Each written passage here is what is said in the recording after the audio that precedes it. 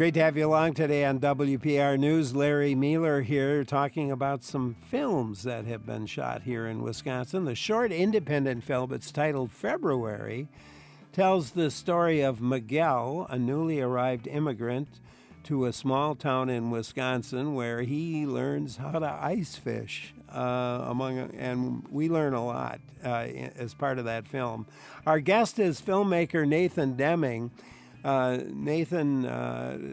February is the second of 12 planned films he plans to shoot in or near his hometown of Tomah.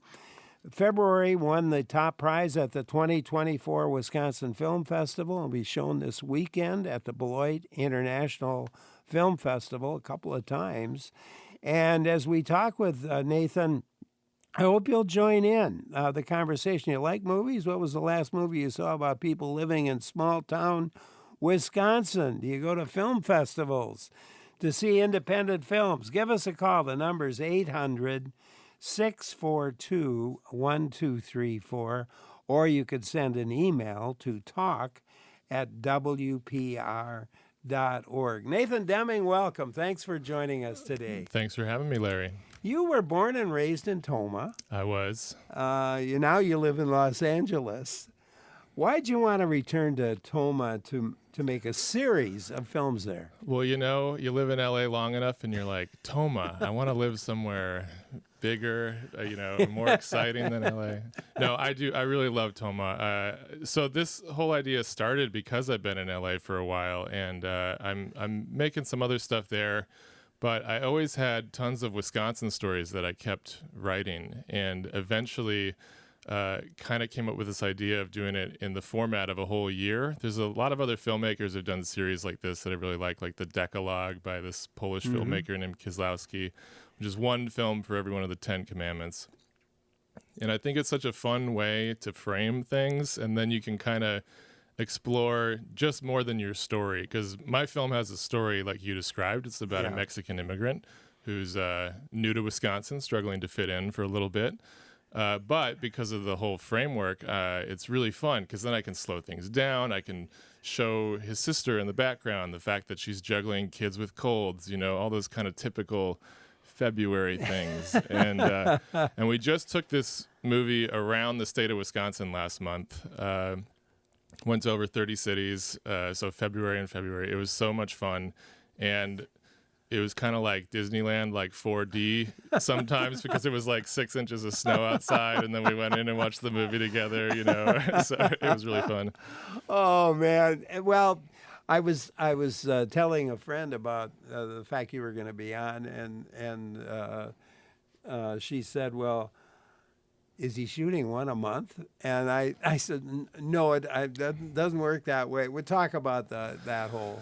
Yeah, so I want to do something unique and kind of fun, which is that basically for the next 10 or 15 years, as long as this takes me, like every other year, I'll make one of these, and then I'll do the same thing I just did with February, which is take it around the state in the month of the year. So I want this to be like the Spotted Cow beer of film series. It's like only available in Wisconsin. Or immediately across the border if your friends help you smuggle it, But yeah, I'm really excited about that, because I think I don't know how you feel, but like we're in this like age of streaming where like a TV show or something I like will drop in a day, and then you watch it all in a weekend, and then you kind of forget about it. So I think it'll be really fun to do this series, especially as like I'll be changing and culture will be changing over the time, and get to stack up all these individual portraits of Wisconsin. Yeah, and January and February, I watched both of them. Actually, last night I sat down. I really liked both of them. Oh, thank you. Maybe talk about the stories, January and February. What?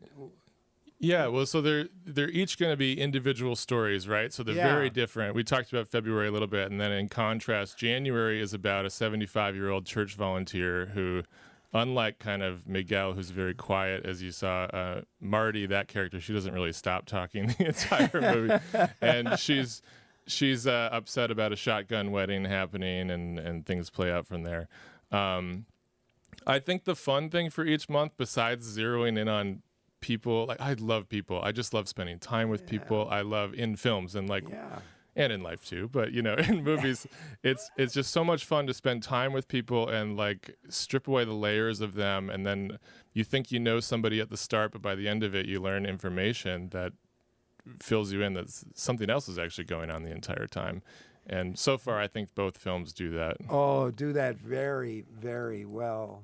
I like January a lot. You know, you have an impression of the person, and that impression changes at the end, and you realize that she's done something quite significant in the life of another person, and for her it was kind of like another day. Yeah, that's kind of how she treats it. Well, that one was also kind of, I grew up in the Methodist church. It's kind of a love letter to these older women and volunteers who run those organizations. And oftentimes the pastors or staff will kind of look down on those women because they're there all the time, or, you know, they're like, of course we know they'll be there, you know, they'll be helping out. And to be fair, Marty has a very a difficult personality, yes.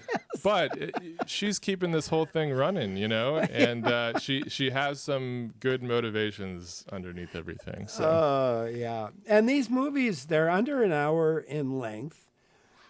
You're reluctant to call them short films, though. I can kind of see why, but from your perspective. They're mainly inspired. The Decalogues, they're all like 55 minutes, around that length. I don't really care what we call them. It's just like a film festival thing, because some film festivals are like under 40 short, over 40 feature. It's really confusing. But they're not 10 minutes long, which is what a lot of short films are. So. Yeah. And how difficult is it to get films of this length in theaters or on streaming? Well, I think it's difficult in general to get stuff out there right now as an independent filmmaker. If people, I don't know how familiar you are with like what's going on in Los Angeles, but like the film industry is kind of in huge upheaval at the moment. It's not just the recent fires. It's not just COVID. It's not just streaming. It's kind of a combination of all of like a lot of things for 5 years and a little bit longer. But at the same time, there's more filmmakers than ever making films, which is really exciting. But it's really hard to get your stuff out there, basically. So that's why taking the film around last month was so fun and so meaningful for me, because I have excuse me, I have a feature. It's called Speaking in Tongues. I did the normal route with that, where I sold it. It's on Amazon. It's on Tubi, Apple TV, stuff like that.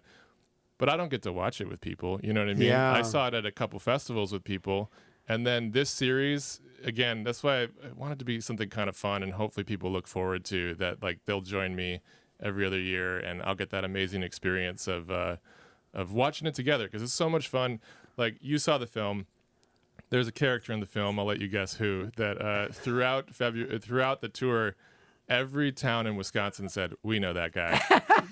That guy lives here," and that's the ice fisherman. Yeah, well, and that guy does live here. Yeah. As a matter of fact, there was a great story behind that. Yeah, so he is from here. This character is basically Miguel wants to learn how to ice fish, right? And he can't find anybody to take him ice fishing. And eventually his brother-in-law is like, "Well, I do have this kind of crazy coworker, but he's a little out there." So I wanted this guy to be very authentic Wisconsin, and like that everybody around here would go, "Oh yeah, I know him." And I couldn't find anybody to play this part, and so eventually I just threw up an ad on Craigslist, and this guy responded named Richie Gordon, and he'd never acted before. And actually the actual ad was I'm looking for a crazy ice fisherman, and it was his wife who wrote me back saying, "Oh, that's my husband. Here's a photo." And he did an amazing job. He's really good. Yeah. He's and perfect. Yeah. I mean, I don't think you'd have been able to find anybody from L.A. No, yeah. to do the job that he did. Yeah, and he lives and breathes ice fishing. He took us out beforehand. You know, he wanted to go during, and then even like his chief complaints during filming was just about ice fishing accuracy, because we shot on Lake Altoona, outside of Eau Claire, and Yeah. he was like, "Oh, there's no good fish here." It's like, it's a movie. there's a lot of ice fishermen on the lake. It's fine, but he wanted us to go to like his secret spots, and it was like, that's an hour away, you know. Rick in Monona has something for us. Let's go there. Hi, Rick. Hi, I'm enjoying your show, and congratulations, Nathan, on your new film. I'm sort of associated with filmmaking. I'm film class. I used to make films for a company. But one thing I wanted to ask about is the state of Wisconsin doesn't have a film office to help filmmakers like yourself make their films. I know Illinois has it. I know there's a lot of money in films to bring film companies in to shoot in your state. These film offices can help with tax issues. They can help find locations for filmmakers. That they keep fighting, or they keep discussing it at the Capitol, but nobody passes the legislation. Do you have a thought about that? Yeah, go ahead, Nathan. Yeah, I'm sure you have a thought about that. I have a thought about that. Yeah, was it Rick? Was that his name? Rick, yeah. Yeah, Rick, thanks for the call. You could not have set this up better for me, because this is definitely something I want to talk about.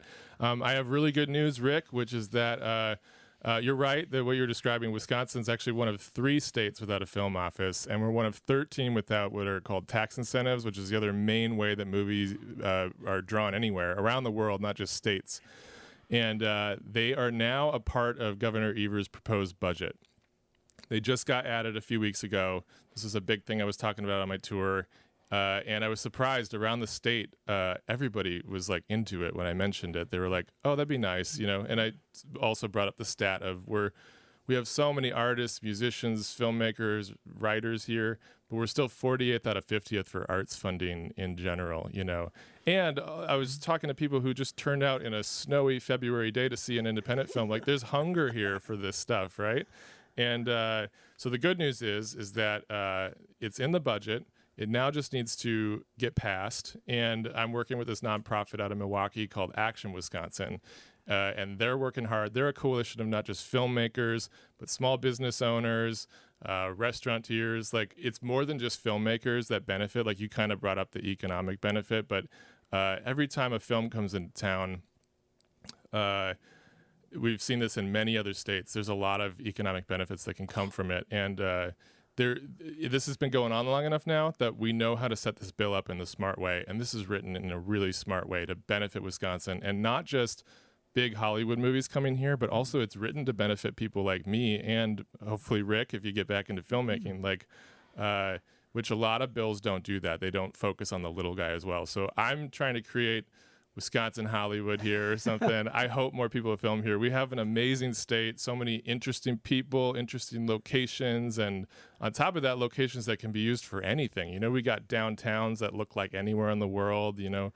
Then you go just 10 minutes outside of town and there's rural farmland, and we got some lakes that could double for oceans, you know, like we've got it all here. Yeah, and there have been films that have been centered supposedly in Wisconsin, but had to be shot in another state because of the fact that there were no incentives. Yeah, I love Bridesmaids, but that's a big offender of that. And there was a recent television show called Dahmer, which maybe it's good that wasn't shot here in Wisconsin because it's about the serial killer. But I did some location scouting for that out in LA. That was all shot in Altadena and Pasadena, you know. And once I knew that, I couldn't unsee it in the show, you know.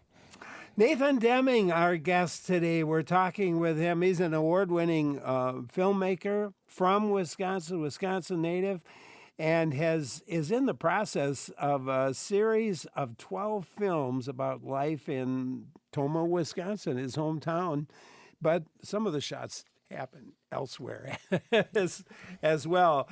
And I hope you'll join in with your own questions or comments, or maybe an experience to share relating to film. The number is 800-642-1234, or you could email us. The email address, talk@wpr.org. That's talk@wpr.org. I'm Larry Meiller for WPR News.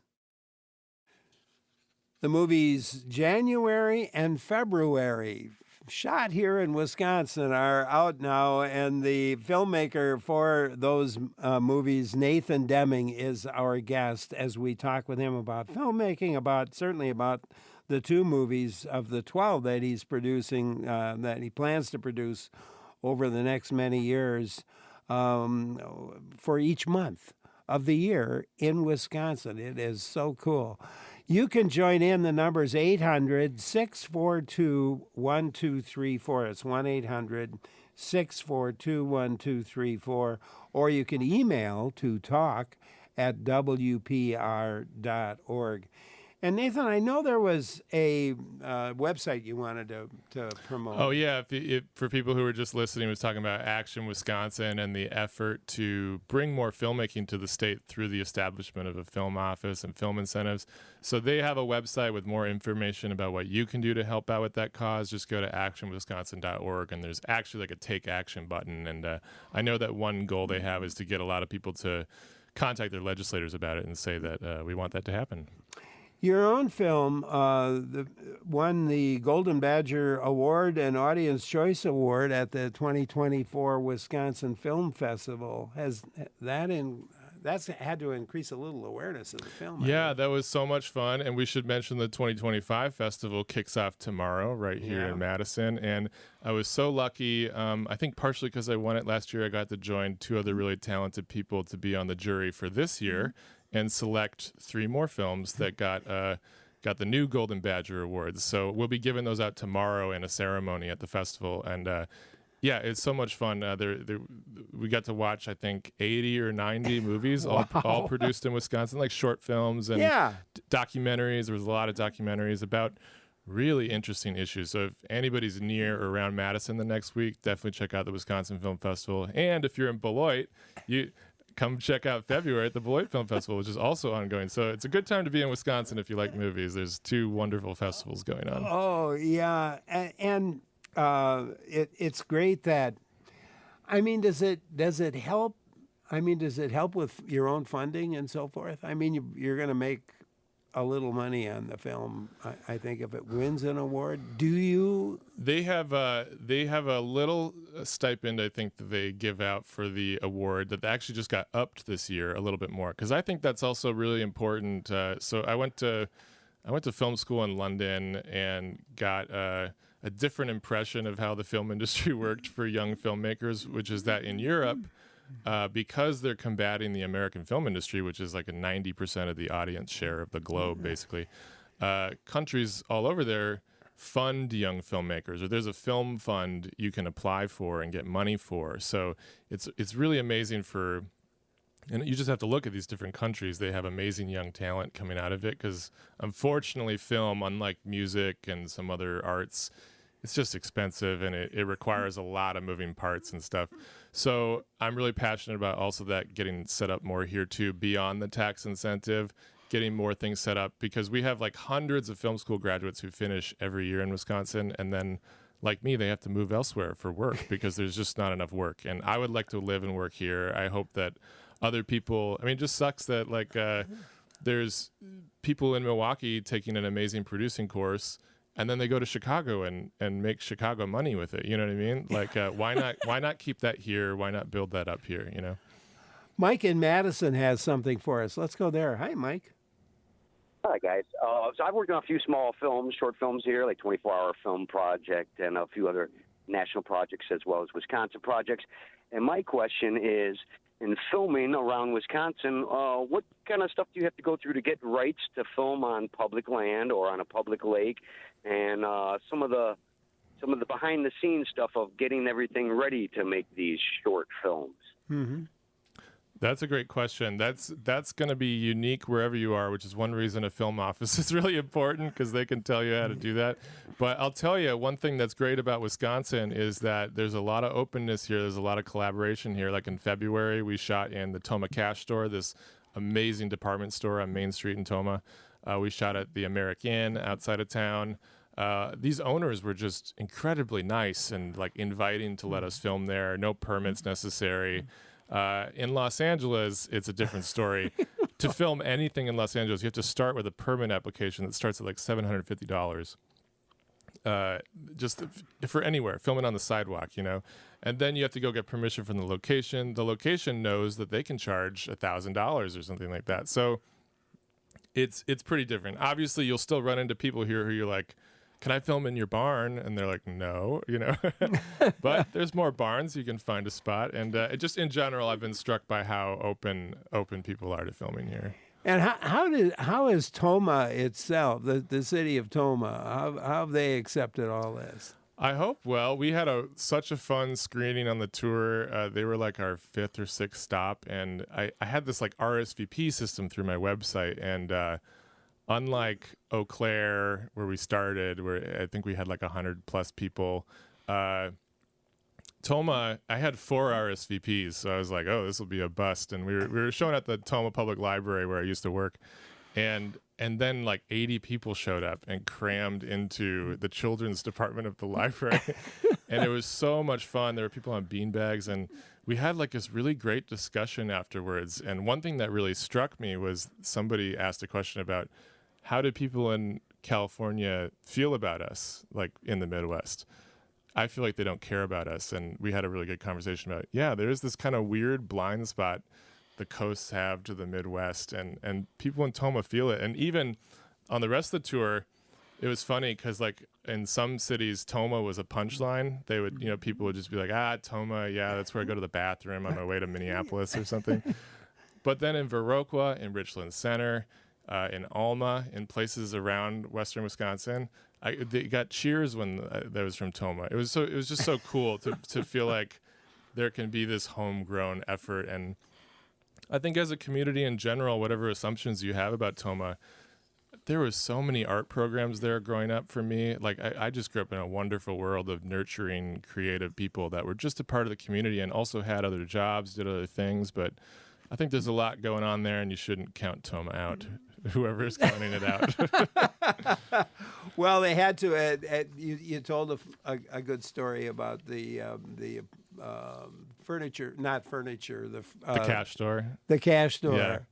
Yeah. That was a great story. And by the way, I think you mentioned that I read one story that you mentioned that, and a lot of the actors bought stuff there. Oh yeah, that was a fun day of filming because they were very open to us coming in, and then there's usually a lot of balls you have to juggle when in a film shoot, and the balls in that department store were just that all the actors and crew were buying a lot of things like Carhartt and all these great things, and it was like, okay, let's focus for a bit. I know it's a great place, but So the films themselves, and really, I really hope a lot of people get to see your films.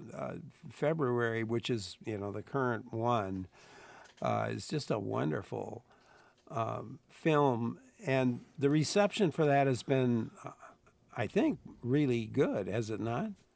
Yeah, especially around Wisconsin, it was so much fun, and obviously the opinion I was kind of most excited for was Latinos who came out, and so far, obviously everybody's an individual, but so far every town I went to where Latinos watched it, they came up to me afterwards and were so excited and said, that's my experience. This is it's really great to see my like a life that we kind of know on the screen, and I can't take full credit for that. That's also because the actors, all the Latino actors, had like a really huge collaborative role in the film.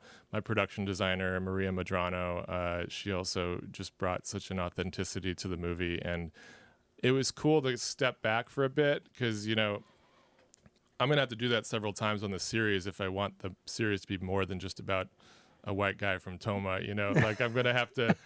I want to showcase the diversity here, and I want to be a part of that. I also want to give other people a chance to kind of tell their story. So it was so much fun seeing other people have a separate conversation that the movie just kind of caused for them about the role of immigrants today. And a lot of people don't know, but like Latinos are the fastest growing demographic in Wisconsin, the largest minority group, and they make up 70% of the dairy workforce. So they are a huge engine and a part of our state, and they're still kind of treated as guests, I think, culturally. Yeah. So I just hopefully we can change that, and hopefully they can be more part of the conversation. Yeah, and it really made me think about this. It's going to be interesting 10 years from now to look at these films, I think, too. And you wonder how mindsets will have changed down the road. Well, that was there was some. It's already happening, I think, a little bit. Yeah, and so David, who plays Miguel, which by the way, shout out to him. This is also his first film he studied acting, but he's a young actor, and I think he does a great job. He doesn't talk for the first 20 minutes of the movie, which is really difficult. But he came out with me for the first few weeks of the tour. And I was a little nervous for a couple towns we went to, I didn't know if there would be any negativity. And it was just so much fun. And people were like treating him like a movie star, wanted photos with him. And I did hear often like, oh, I never thought about it from the immigrant point of view before, And I'm from a small town, so I'm sympathetic to people who just have less experience with diversity or whatever. But I think somebody pointed out to me, they're not always just like ignorant I don't even like that word, but like, it's not always just that. It's like small towns should just be cliquey to anybody who comes there. But once you're in the club, you're in the club, So, and that's how it goes. Yeah. We're out of time. Nathan Deming, his films, January and February, and his latest is February. It's great to talk with him, and I hope you have a chance to see both of them. It's been a pleasure talking with Nathan for me, and thank you for listening. Stay with us. Lots in store.